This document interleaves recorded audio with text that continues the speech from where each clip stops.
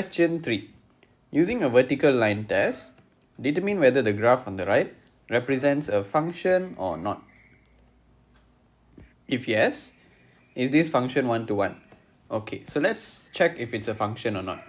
So let's draw a vertical line first. So this is a vertical line. This vertical line test is to find out if every object has one image or not. So in this case, you see when x is here, there is only one image. Then we move the line across here, okay, everywhere throughout the whole graph it only cuts at one point. So for this value of x, there is only one image. And when you move the line across the whole graph, it only cuts at one single point throughout. That means every object only has one image. So it is a function.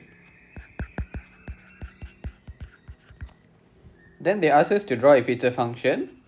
If is it a one-to-one function, we can test by drawing a horizontal line on the graph. So now we draw a horizontal line. This is to check every image got how many objects. So you see, this is your image y. At this particular y, we have 3 different objects because it cuts the graph at 3 points.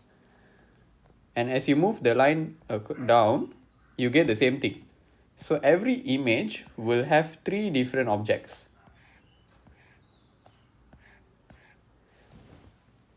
Every object only has one image, but every object only has one image, but every image has 3 different objects.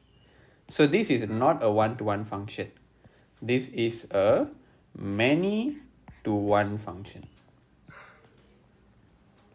So they ask if yes, is this a one-to-one function? So we can say it's not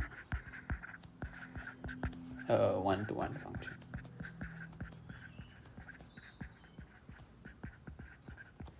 That's it.